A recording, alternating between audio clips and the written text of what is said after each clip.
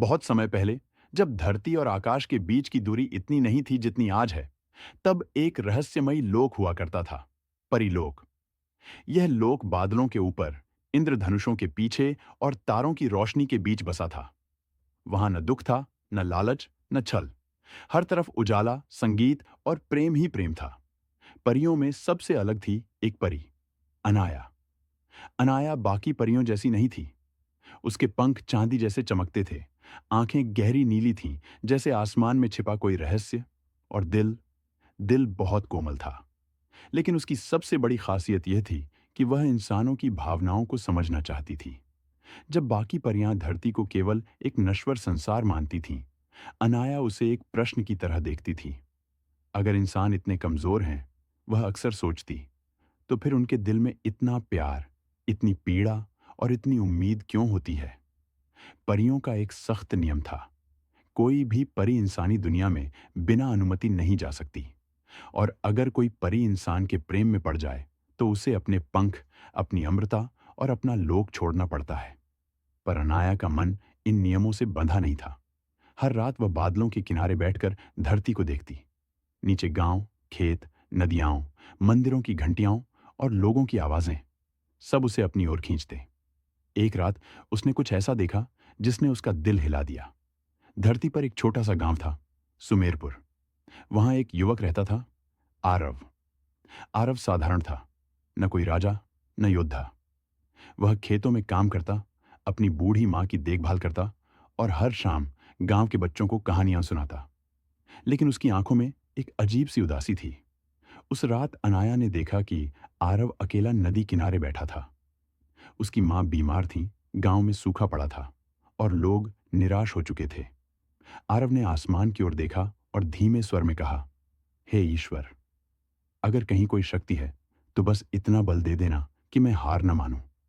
उस एक वाक्य ने अनाया के दिल को छू लिया। इतनी पीड़ा में भी यह इंसान हार नहीं मान रहा। अनाया की आंखों से एक चमकता आंसू गिरा। अगली सुबह परीलोक में सभा थी। रानी परी एलिना ने सभी को चेतावनी दी। धरती का संतुलन बिगड़ रहा है। इंसानों की इच्छाएं बढ़ती जा रही हैं। कोई भी परी धरती की ओर नहीं जाएगी। अनाया चुप रही, लेकिन उसके भीतर तूफान था। उस रात जब परीलोक सो रहा था, अनाया ने अपने पंख समेटे और धरती की ओर उड़ चली। इंद्रधनुष फट गया, बादल कांप उठे। एक परी नियम तोड़ चुकी थी। पहली मुलाकात धरती पर उतरते ही अनाया ने अपने पंख छिपा लिए और एक साधारण लड़की का रूप ले लिया। अगली सुबह वह गांव में पहुंची।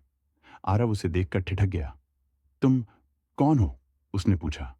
मैं अनाया हूं, वह मुस्कुराई। रास्ता भटक गई हूं। आरव ने बिना सवाल किए उसे पानी दिया, बैठने को कहा। दिन बीते। अनाया ने इंसानी जीवन देखा, दुख, भूख, मेहनत, प्रेम, त्याग। और आरव, वह हर दिन अनाया को और प्रिय होता गया। इंसानी दिल और परी का प्रेम अनाया ने पहली बार महसूस किया कि दिल का दर्द क्या होता है। जब आरव थक कर गिरता, जब उसकी मां की हालत बिगड़ती, जब गांव में लोग उम्मीद छोड़ देते। एक दिन आरव ने कहा, अनाया, तुम आई हो तब से लगता है जैसे अंधेरे में कोई दिया जल गया हो। अनाया चुप रही। वह जानती थी, ये प्रेम उसे सब कुछ छीन सकता है। एक रात भयानक तूफान आया। गांव डूबने लगा। नदी उफान पर थी। आरव पानी में बह गया। अनाया का दिल टूट गया।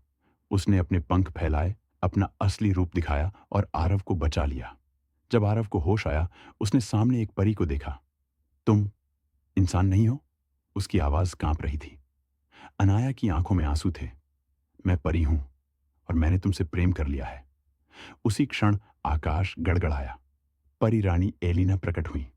अनाया, तुमने नियम तोड़ा है, अब तुम्हें चुनना होगा। या तो तुम अपने पंख और अमृता बचाओ, या इस इंसान के साथ नश्वर जीवन चुनो। पूरा गांव स्तब्ध था। आरव आगे बढ़ा। अगर इसकी सजा इसे मिले, तो मैं पीछे हट जाऊंगा, उसने कहा। अनाया मुस्कुराई। नहीं आरव, प्रेम पीछे हटना नहीं सिखाता। उसने अपने पंख स्वयं तोड़ दिए। एक नई सुबह पंख गिरते ही रोशनी बिखर गई। अनाया अब परी नहीं रही। लेकिन उसी क्षण धरती पर बारिश हुई। सूखा खत्म हुआ। नदी शांत हो गई। रानी एलिना ने कहा, कभी कभी एक परी का त्याग पूरे संसार को बचा लेता है। अनाया और आरव ने साधारण जीवन जिया। दुख आए, सुख आए, लेकिन साथ।